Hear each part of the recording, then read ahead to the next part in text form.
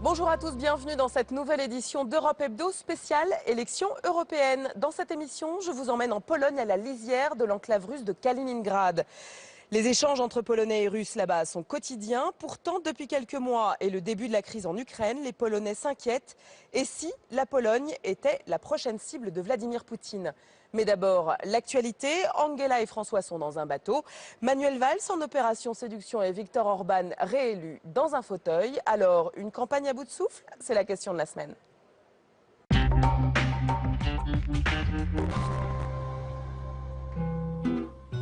Au creux d'une semaine de campagne, petite croisière romantique sur la Baltique pour François Hollande et Angela Merkel. Une visite informelle, une atmosphère chaleureuse et détendue.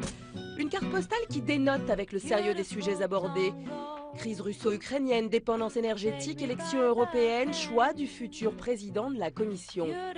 Une rencontre au sommet pour tenter de dissiper les accros dans le couple franco-allemand. Notamment sur l'épineuse question du déficit français. Quant à la pluie battante qui arrosait ses retrouvailles, François Hollande a tenu à rassurer depuis 2 ans, il y est habitué. Et cela ne lui pose aucun problème. Pendant ce temps, à Paris, sur le plateau de TF1, c'est le Premier ministre en personne qui tente une danse du ventre pour convaincre les électeurs de s'intéresser un minimum aux européennes. Un scrutin décisif, majeur pour l'avenir de la France et de l'Europe. La dramatisation, levier principal pour motiver les électeurs? Un peu court, non? L'argument du choix du futur président de la Commission ne fait pas recette. Et même le Front National redoute une abstention qu'on prédit historique. Pourtant, il y a inflation sur les listes, pas moins de 31 rien qu'en Île-de-France. À ce rythme, les Français auront plus de candidats que de votants. À l'autre bout de l'Europe, c'est Viktor Orban qui savoure sa victoire. Les dernières élections législatives en Hongrie ont confirmé son assise sur le Parlement. La coalition du toujours Premier ministre souffle 133 des 199 sièges, un triomphe. Et une cérémonie d'investiture en forme de fanfaronnade dans une Union européenne qui n'en finit pas de pointer sa dérive autocratique. Alors, sans souffle cette campagne ? Et avec moi en plateau pour discuter de cette campagne qui démarre ou pas, j'ai plusieurs invités. Dominika Kozik, bonjour. Bonjour. Vous êtes journaliste polonaise pour le journal Dziennik Gazeta Prawna. Exactement. J'ai bien dit? Bon, ça va. Oui. Cédric Pelen, bonjour. Vous êtes politologue à l'ULB, l'Université libre de Bruxelles. Vous êtes spécialiste des questions européennes et notamment du bloc de l'Est et notamment de la Pologne, dont on parlera un peu plus tard. Christophe Garage, bonjour. Bonjour. Vous êtes rédacteur en chef du site Europolitique. Alors, je vais tout de suite vous m'adresser à vous.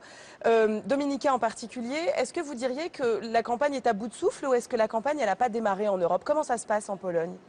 En Pologne, nous avons toujours parlé de la situation en Ukraine, en Russie. Ce n'est pas seulement une question de campagne pour l'élection européenne, mais aussi ce sujet est très important et pour tous les partis polonais, je pense. D'accord. Donc en fait, oui, mais ça, on va en parler justement de la crise ukrainienne dans une seconde partie de l'émission. Cédric Pelen, est-ce que vous considérez que la campagne a démarré ou est-ce que vraiment c'est partout pareil en Europe, tout le monde s'en fiche finalement? En Pologne, il ne faut pas oublier le contexte politique particulier. On est à 1 an d'élections présidentielles et parlementaires, à quelques mois d'élections locales. Et les élections européennes sont prises au sérieux par relativement peu de partis. C'est perçu comme des élections d'entraînement. On parle très peu de l'Europe en Pologne actuellement. On parle beaucoup effectivement de l'Ukraine, on parle beaucoup de questions énergétiques et surtout, on a une répétition générale de l'opposition entre plateforme civique, le parti du Premier ministre, et Droit et Justice, le parti de Jarosław Kaczynski. Et dans le reste de l'Europe, est-ce que c'est la même chose partout? Vous diriez que le cas polonais ou le cas français de cette campagne qui a du mal à démarrer, qui est à Thun, c'est à peu près partout comme ça? Alors j'aurais du mal à m'exprimer sur l'ensemble des 28 pays, mais effectivement, il me semble que dans la plupart des pays, on a cette dynamique de campagne nationalisée. On parle de l'Europe, du bout des lèvres, dans des mesures différentes selon les pays. En Pologne, on en parle relativement peu. Christophe, qu'est-ce que vous en pensez? Vous êtes belge, si je puis dire, résident depuis quelque temps. Est-ce que c'est le même problème partout? Est-ce que vous analysez la même chose? La volonté du Parlement européen, c'était notamment de présidentialiser cette élection avec des candidats pour la présidence de la Commission européenne. Alors le débat a commencé extrêmement tardivement. Il y a des télévisions. 15 jours, c'est compliqué d'inverser une tendance profonde où effectivement les choses et les citoyens ont du mal à comprendre les enjeux. En tout cas, ils voient bien, eux, ce qui leur compte, c'est l'emploi aujourd'hui. Ouais. Et pas sûr C'est qu'on cette réponde question d'Europe aujourd'hui à ces questions. austéritaire qui revient systématiquement, qui est reprise d'ailleurs par la plupart des partis dans leur programme. Et il n'est pas sûr que la campagne aujourd'hui réponde vraiment aux inquiétudes de ces citoyens, ces 26 millions de personnes qui n'ont pas de travail aujourd'hui. Cédric, là quand on voit le cas Viktor Orban qui a été pointé du doigt par l'Union européenne pendant des années, enfin du moins par les députés ici, est-ce que finalement c'est pas une fanfaronnade là de le voir triomphant, se dire qu'on a un petit peu cette problématique à dire voilà vous êtes un autocrate mais finalement le peuple le veut quand même. Oui, c'est sûr, c'est une contradiction apparente. Les dirigeants nationaux sont élus au niveau national et Viktor Orban s'est aussi servi de l'Union européenne pour renforcer sa popularité au niveau national, pour s'affirmer justement comme un homme de conviction qui n'a pas peur d'aller s'opposer avec Bruxelles. Et c'est des méthodes qui sont mises en œuvre dans d'autres pays. On voit bien ce jeu ambivalent entre ce qu'on dit à Bruxelles et ce qu'on dit au niveau national. Et Viktor Orban, effectivement, est sorti renforcé, on peut dire, du bras de fer qu'il a mené avec Bruxelles. Et aujourd'hui, il faut faire avec Orban, et c'est une évidence, il n'y a pas vraiment d'opposition forte structurée en Hongrie, et Orban est là sur la durée. Dominica, quand vous voyez Angela Merkel et François Hollande qui sont en croisière comme ça pour se demander, tiens, est-ce qu'on va se laisser dicter entre guillemets notre choix pour le président de la Commission, est-ce que vous pourriez dire, vous, de votre côté, est-ce qu'en Pologne, c'est du moins ce qu'on pense? Est-ce que c'est encore le couple franco-allemand qui dirige, entre guillemets, qui est leader en Europe? En Pologne, nous avons toujours parlé que c'est tandem, couple franco-allemand, et nous n'avons pas changé l'opinion. Et oui, je pense que ça c'était toujours quelqu'une coalition entre Berlin et Paris. Et pendant cette élection, c'est aussi visible. Cédric Pelen, comment est-ce qu'on explique ça, en fait, que ce soit toujours ce moteur qui fonctionne, si je puis dire, qui fonctionne mal? Je ne sais pas justement si c'est un moteur qui fonctionne toujours de manière aussi nette. Effectivement, on attend toujours une impulsion franco-allemande, mais il me semble notamment la Pologne et d'autres pays cherchent également à s'affirmer, à faire l'entendre leur voix et à transformer ce duo en un ensemble plus élargi de grands pays moteurs. Et la Pologne, depuis son adhésion en 2004, cherche à jouer ce rôle d'un des grands pays, avec une population comparable à celle de l'Espagne, une économie en plutôt meilleure santé que les économies de... 3-4% de croissance, vous avez une économie... légère baisse, mais il n'y a pas eu de récession déjà en Pologne. Oui. Et nous voulons être quelqu'un leader régional, entre les nouveaux pays. Donc effectivement, c'est la volonté de la Pologne de faire entendre sa voix sans forcément remettre en cause la prédominance des grands États tels que la France et l'Allemagne, mais se faire entendre, ça c'est une volonté quand même du gouvernement Tusk depuis plusieurs années. Christophe, quand on voit ce couple franco-allemand en croisière, est-ce qu'il n'y a pas quand même un déséquilibre alors qu'on sait bien quel est le poids aujourd'hui de la France dans la structure? Alors, pour être positif, on peut constater que les Allemands, comme les Français, sont désormais débarrassés d'un calendrier électoral national. Ils ont une petite fenêtre de tir devant eux, disons après les élections européennes. Oui, et Angela Merkel est à la tête de sa grosse coalition depuis déjà quelques temps. Il n'y aura pas d'élection en France avant 2 ans. Il y aura des élections intermédiaires, mais disons que l'agenda des deux chefs d'État est peut-être plus disponible. Enfin, les deux sont peut-être plus disponibles aujourd'hui pour faire des propositions. Il faudra sans doute attendre évidemment les résultats des élections. Alors, quel type de proposition on peut attendre? Alors, il y a le problème de le choix du président de la Commission. Alors ça, c'est est-ce qu'ils vont accepter ou pas de se laisser dicter leur choix par les urnes, entre guillemets? Est-ce que vous y croyez? À ce stade, on n'est qu'à quelques jours des élections et c'est vrai qu'il y a beaucoup d'incertitudes. D'autant que c'est le Parlement, à la fin, le Parlement européen, qui vote et qui décide oui ou non et qui confirme la candidature d'un président à la Commission européenne. Donc, difficile d'imaginer une guerre interinstitutionnelle. Il y a eu des alertes.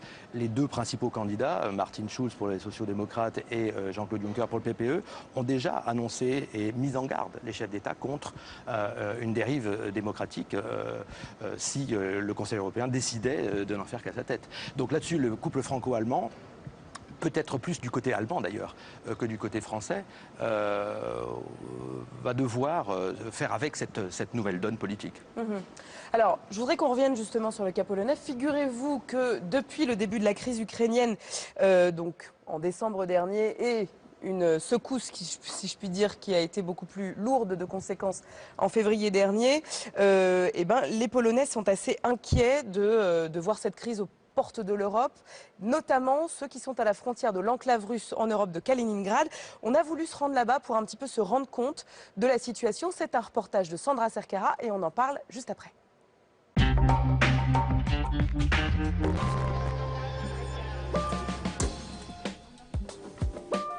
Lena vient faire le plein chaque semaine.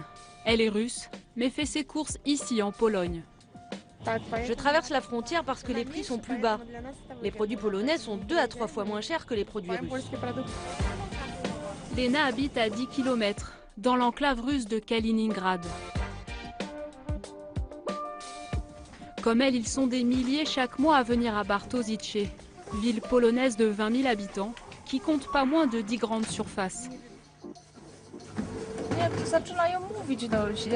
Les Russes, ce sont ceux qui ont les caddies les plus remplis. L'économie locale repose sur ce commerce transfrontalier.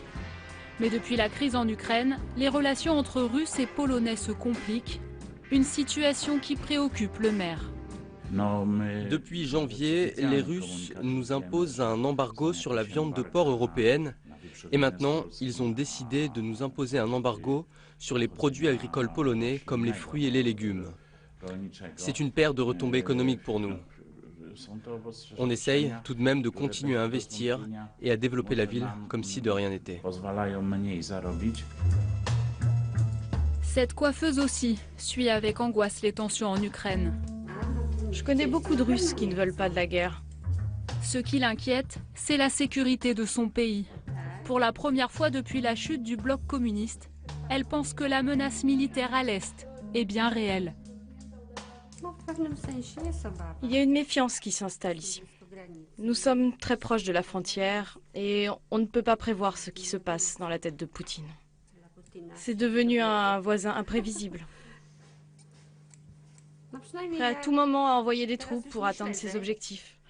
Je ne regarde plus la télévision. Ça me fait peur ce qui se passe.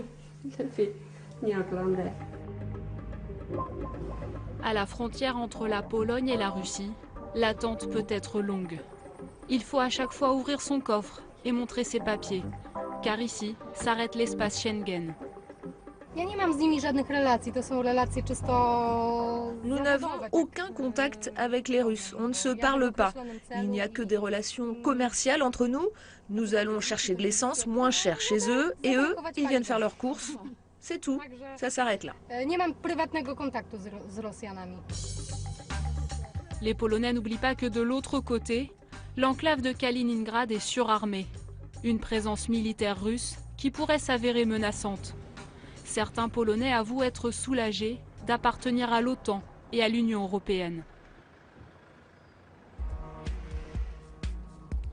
La crise ukrainienne au cœur des Européennes et avec elle la question de la sécurité de la Pologne, devenue un thème de campagne, avec des candidats pro-européens en tête dans les sondages.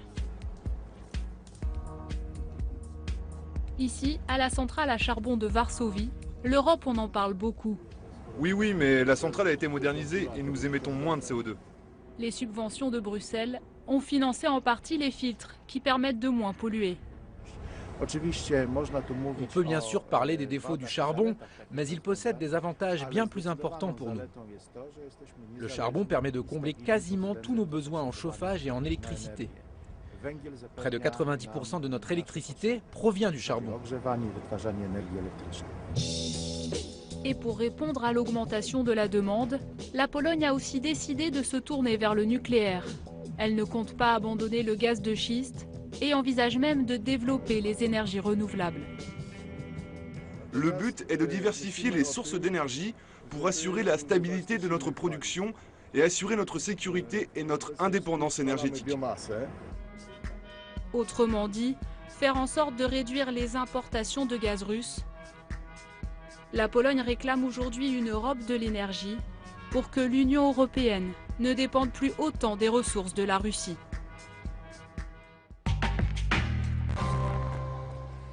Dominika, je me tourne vers vous. On entendait cette coiffeuse dans le village de Bartowice qui disait Poutine est un voisin imprévisible. Est-ce que vous êtes d'accord?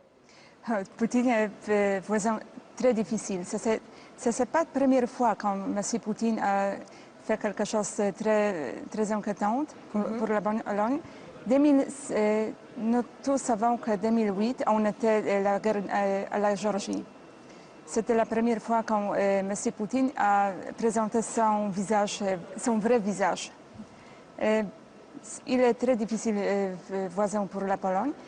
Il y a aussi positifs résultats de cette guerre en Ukraine. Premier, que nous avons compris que nous avons besoin de très forte politique de défense et très forte armée polonaise.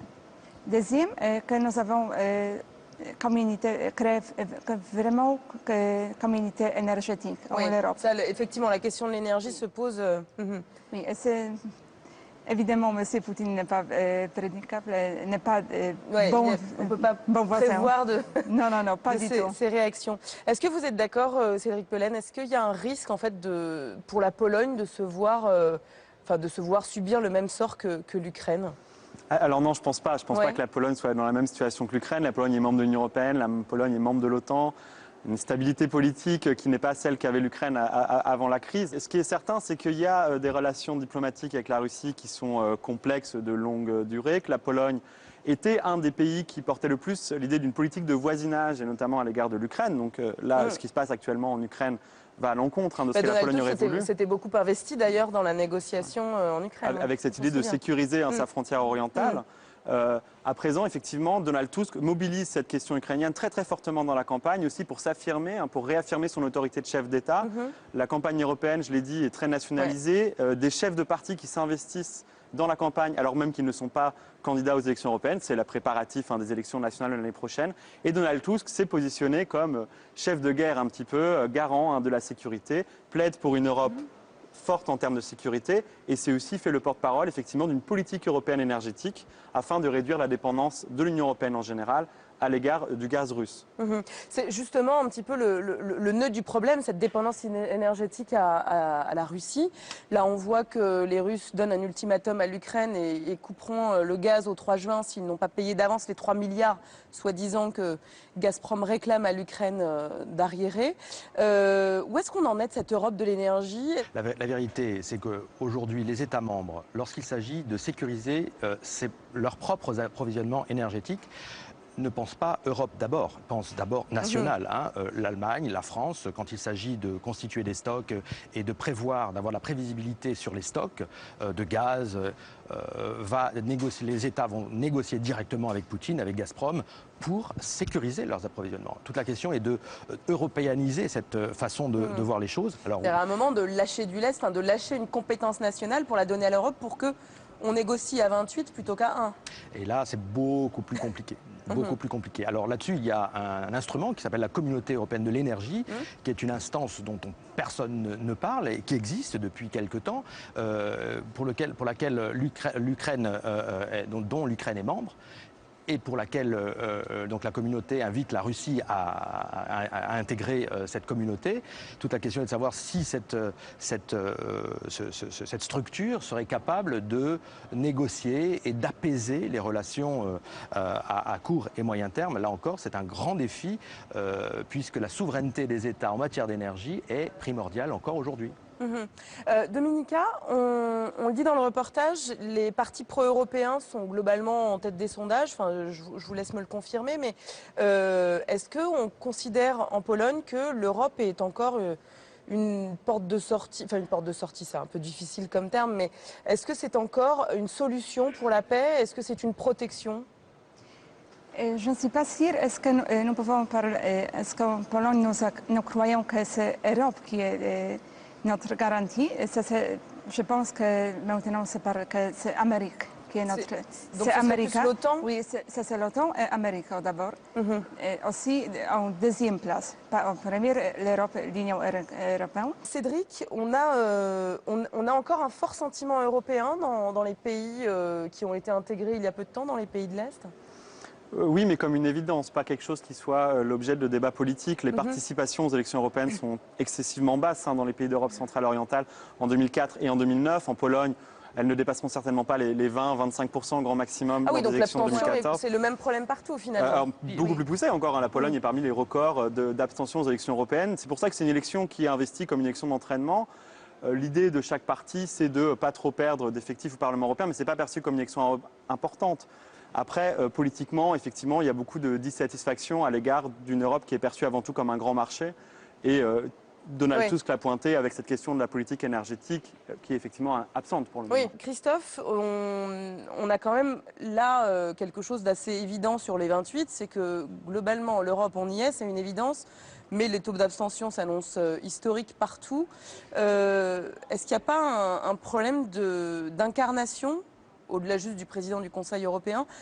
Est-ce qu'il y a des solutions aujourd'hui dans la plupart des pays ou chez les représentants politiques sur comment incarner l'Europe et comment faire croire aux citoyens à l'Europe? Alors, les parlementaires européens ont déjà leur discours tout prêt au lendemain des élections lorsqu'il s'agira de constater ce désamour. Et ils vont dire Et qu'est-ce qu'ils vont dire? Ils vont prendre une fois de plus, comme ils l'ont fait en 2009, la comparaison avec les États-Unis et les élections, les midterm elections au Congrès américain, qui ne passionnent pas. Qui ne passionnent pas les foules, autour de 50% de participation, voire moins parfois, et de démontrer et de questionner l'opinion publique en disant est-ce que pour autant les États-Unis ne sont pas une grande démocratie internationale, malgré... Même s'ils sont mal élus, après tout, c'est pas grave. Donc le discours est déjà rodé et certains candidats, dont Jean-Claude Juncker, ont déjà rappelé cet événement avant les élections. Et bien justement, une des personnes qui incarne cette Union européenne d'aujourd'hui, Herman Van Rompuy, s'est exprimée sur la question des sanctions à la Russie. Je voudrais qu'on l'écoute.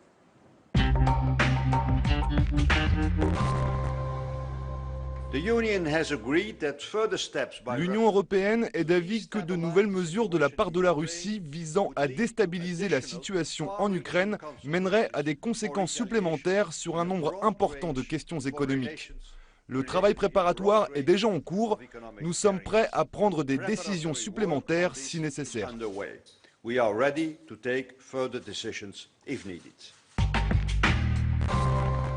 Oula, alors nous sommes prêts à prendre des décisions supplémentaires. Est-ce que c'est une menace? Est-ce qu'il faut s'attendre à des sanctions incroyables de la part de l'Union européenne vis-à-vis de la Russie? Dominica, vous y croyez?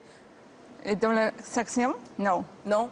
Non, je pense que ce n'est pas possible parce que quand nous regardons pour différents pays qui ont très sensitifs, très bonnes relations économiques avec la Russie, je ne crois pas que les sanctions sont possibles. C'est pas bon, mais non, je suis réaliste.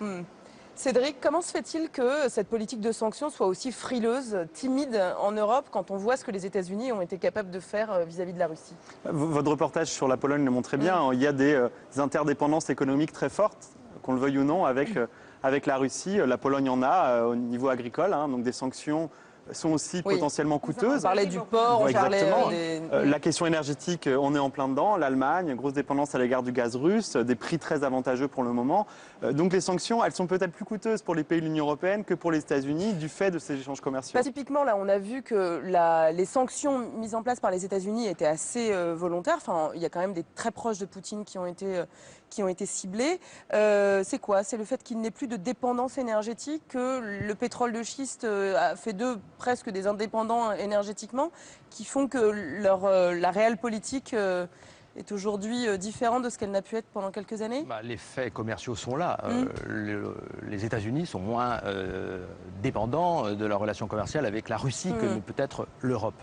C'est une chose. La deuxième chose que je voulais dire, c'est quoi? Les Européens devraient faire la guerre à la Russie pour défendre l'Ukraine? Il n'y a absolument aucune volonté d'engagement militaire. C'est évident. Et on pense aussi, vous savez, c'est un peu comme le billard, on pense déjà au coup d'après. Les Européens ont besoin de la Russie. dans beaucoup d'autres dossiers. Hein. D'abord le dossier énergétique d'une part, mais dans les relations avec l'Iran, dans les relations avec la Syrie, dans les relations avec la Chine. Oui, donc on ne peut pas se froisser non plus, on ne peut pas froisser le grand voisin russe. Voilà, c'est la réelle politique, hein, de penser déjà au coup d'après, donc ils sont bien embêtés. Néanmoins, à rappeler quasiment semaine après semaine que le risque de passer à la phase 3 pour des sanctions beaucoup plus dures à l'égard de la Russie, est-ce que ça inquiète Poutine? J'en suis pas du tout convaincu. On n'a pas l'impression, on a quand même le sentiment que l'Europe privilégie la diplomatie, si je puis dire, feutrée.